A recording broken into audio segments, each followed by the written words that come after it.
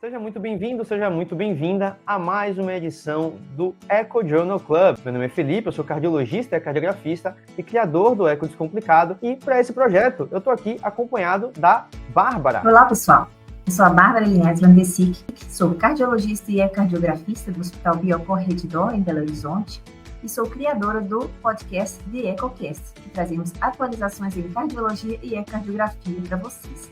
Tenho certeza que, na nossa especialidade, sempre há algo que a gente pode aprender uns com os outros.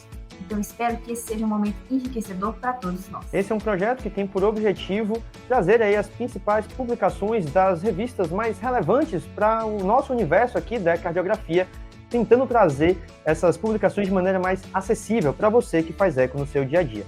Tenho certeza que isso vai te ajudar também a fazer eco com mais segurança, então acompanha a gente para se aprofundar no universo da cardiografia e seguir se mantendo atualizado.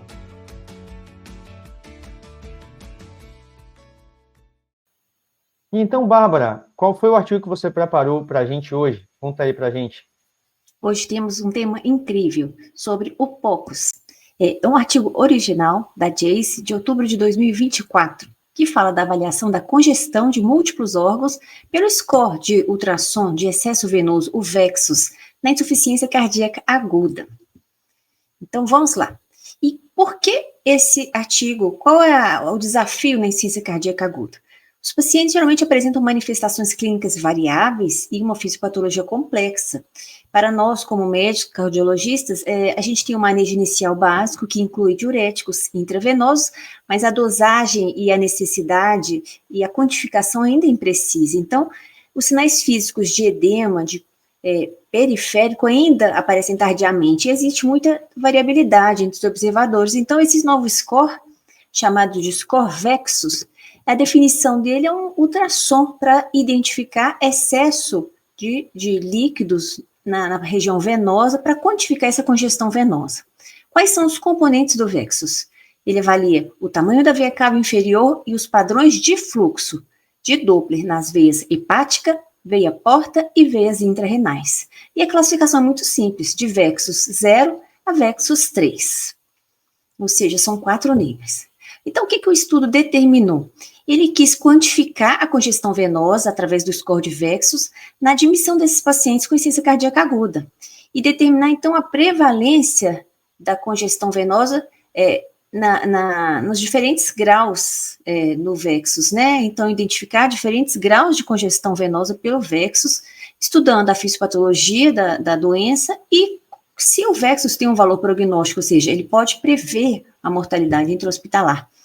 Então, foi um estudo muito grande, muito bonito, uma população de estudo que incluiu adultos com sintomas de insuficiência cardíaca, já com níveis anormais de NT-proBNP e evidências ecocardiográficas de anormalidades cardiovasculares. Foi um estudo feito na Grécia, em que o estudo tinha inúmeros dados antropométricos, bioquímicos, clínicos, foi um estudo muito bonito. E, então, o objetivo foi o quê? Avaliar, então, a congestão venosa. Ou seja, os fluxos Doppler das veias hepática, porta e renal foram classificados, então, como normais, levemente anormais ou gravemente anormais, com base nessas formas de onda dos fluxos. O artigo tem essa figura, sugiro que vocês tenham essa figura com vocês. E como foi o planejamento? O ultrassom foi feito, então, dentro de 24 horas após a admissão. Os parâmetros avaliados eu já disse, e foi feito o estudo com 2 investigadores experientes. E como foi a técnica dessa avaliação?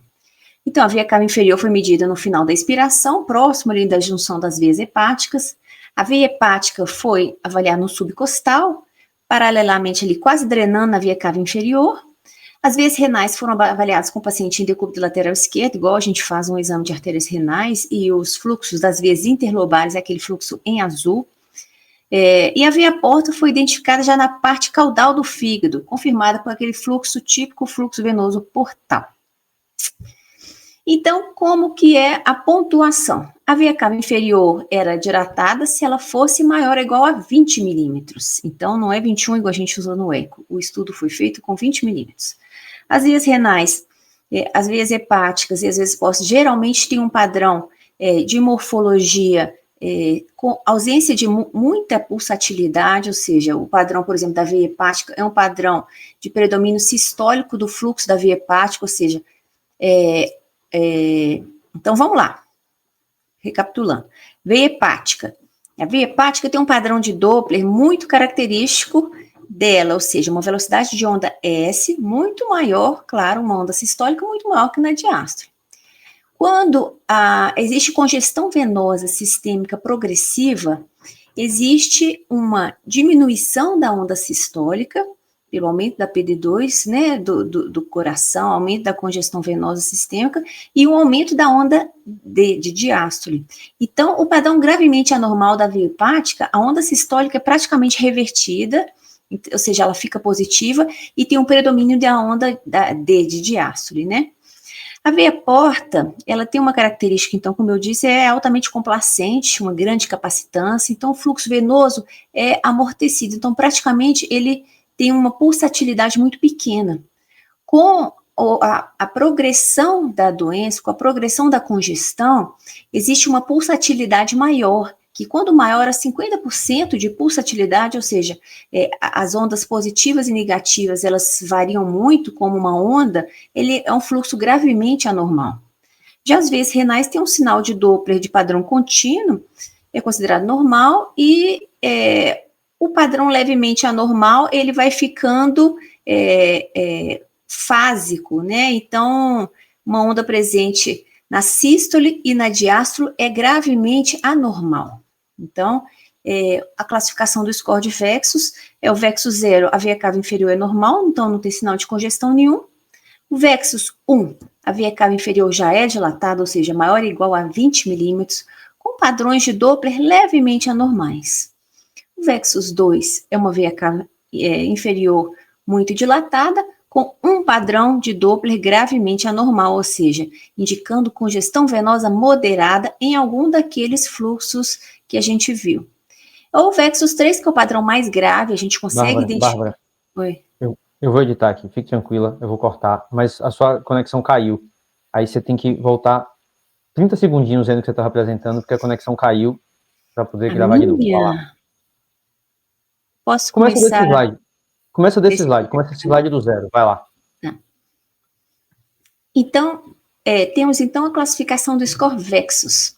O score Vexus, ele identifica o Vexus 0, em que existe uma veia cava inferior praticamente normal, ou seja, abaixo de 20 milímetros, ou seja, ausência de congestão venosa, até o Vexus 3, que é uma veia cava inferior dilatada, ou seja, maior que 20 milímetros, maior ou igual a 20 milímetros, com 2 ou 3 padrões de Doppler gravemente anormais, ou seja, aqueles padrões de fluxo de veias hepáticas, veia portal e veias renais com o Doppler gravemente anormal, indicando congestão venosa grave.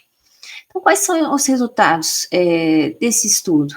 Foram incluídos 290 pacientes, 61% do sexo masculino, uma idade média de 72 anos, e 39% desses pacientes admitidos com IC aguda, eles tinham Vexus 3. Clinicamente, a etiologia da insuficiência cardíaca aguda desses pacientes, na maioria deles, foi cardiopatia isquêmica, seguida de valvopatias. Os biomarcadores, obviamente, o NT-proBNP era mais alto no Vexus 2 e 3, como a gente já imaginava, e o Vexus 3 tinha maior creatinina e ureia. E o tratamento que esses pacientes tiveram no Vexus 3, eles precisavam de mais inotrópicos e diuréticos, como era esperado, né? O Vexus 3 como sendo o mais grave. Mas e aí o estudo quis comparar com as características ecocardiográficas. E o que ele mostrou? Que a função ventricular esquerda desses pacientes não tinham diferença entre os grupos VEX, ou seja, fração de ejeção, strain longitudinal global não variaram entre os valores de VEXUS, os grupos de VEXUS. Já a função ventricular direita, ou seja, os índices de função do VD foram piores nos grupos VEXUS 2 e 3, e as pressões pulmonares, obviamente, no VEXUS grau 3 foi associado a uma PSAP maior. Lembrando que, em média, o tempo de aquisição e da interpretação do score VEXUS, além do nosso exame ecocardiográfico, foi mais ou menos de 5 minutos além, certo? E quais foram os preditores de um VEXUS grau 3, ou seja, eu tenho um Vexus grau 3, é o exame ultrassonográfico. Ao ecocardiograma, o que é preditor de excesso de congestão venosa? Ou seja, vamos ler. Primeiro, a relação é a linha média alta. Foi um indicador de pressão de enchimento e se correlacionou com Vexus grau 3. O aumento do diâmetro diastólico final do ventrículo direito, refletindo o remodelamento do VD, foi correlacionado com o Vexus grau 3. O strain reservatório do ato esquerdo, que é um marcador de função atrial esquerda, também foi baixo, também foi pior, além da insuficiência tricúspide grave, que indica uma disfunção valvar significativa e crônica, indicando pressões de enchimento aumentadas e um remodelamento reverso aí do ventrículo direito. Então, resumindo, o score Vexus elevado reflete, então, a incapacidade do VD de lidar com esse aumento da pré-carga, levando, então, a pressão elevada do ato direito, que é transmitido para trás, né, no leito venoso, na IC aguda. Então, vamos lá. Como foi a mortalidade intra-hospitalar? Houveram, então, 18 óbitos desses pacientes, 6,2% de mortalidade, e o odds rate, ou seja, o risco de mortalidade dos pacientes com Vexus 3 foi de 8.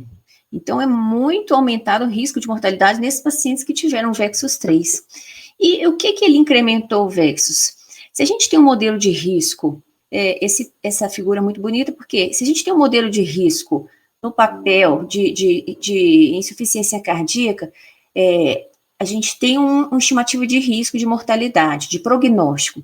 Se a gente adiciona valores de veia cava inferior, ainda não melhorou a previsibilidade de mortalidade desses pacientes. Além disso, o estudo ainda adicionou o risco desses pacientes com o strain de reservatório e ainda não aumentou a previsibilidade de mortalidade. Mas quando juntamos todos esses valores com a adição do Vexus, o Vexus melhorou significativamente a previsibilidade e mortalidade, então mostrando a importância, né, do Vexus. Então, o que é a conclusão do estudo? Então, a conclusão do estudo é que o ecocardiografista ou o intensivista ou a pessoa que tem a capacidade de fazer um ultrassom, ele pode predizer uma mortalidade por insuficiência cardíaca maior do que simplesmente scores de risco clínicos e de ambos de veia cava inferior. Então, é uma adição rápida ao protocolo ecocardiográfico padrão para nós, ecocardiografistas. Ele associa pressão de enchimento altas, remodelamento reverso do ventrículo direito e o valor prognóstico, né, de índices de congestão, além daqueles clássicos de veia cava inferior e função do ato direito. É isso. Muito bom, Bárbara. Um trabalho que destaca o quanto a gente tem que entender a cardiografia dentro do contexto do paciente, né? Não adianta ficar analisando só o parâmetro ecocardiográfico e esquecer que a gente também precisa olhar para as outras coisas, e esse trabalho, o Score Vexus, de maneira muito interessante, traz essa padronização de avaliação de congestão venosa sistêmica. A gente aqui, geralmente no coração, se preocupa muito com o lado esquerdo, né, com o pulmão, congestão pulmonar, a relação é sobre a linha, mente, pressão de ato esquerda, etc. Mas o fato é que, e o trabalho mostra muito bem, que o score Vexus aumentado com alteração de parâmetros de função do VD trazem pior prognóstico. Então, a gente tem, aqui onde eu trabalho, aqui em Salvador, a gente tem incorporado o Vexus de maneira rotineira em quase todos os pacientes na terapia intensiva. Claro, se for por uma suspeita de insuficiência cardíaca, ou choque, ou congestão, enfim, que não faz em absolutamente todos, mas sempre que o clínico acha que vai ter alguma ajuda, a gente pede que eles solicitem no pedido, né, coloquem no pedido, e a gente faz, e realmente ajuda bastante a gente a enxergar de outra maneira. Acho que 5 minutos é um tempo médio interessante, porque tem alguns que você vai fazer mais rápido, outros que você demora mais, é mais difícil de fazer. A veia renal, para mim, particularmente, é bem difícil de fazer, mas a gente consegue fazer na maior parte dos pacientes e consegue chegar a uma conclusão bem tranquila. Bem bacana, gostei do trabalho muito, muito interessante, e que não sei se isso vai ser incorporado na prática da cardiografista, mas é algo que a gente precisa saber fazer, porque em alguns pacientes vai trazer informações relevantes.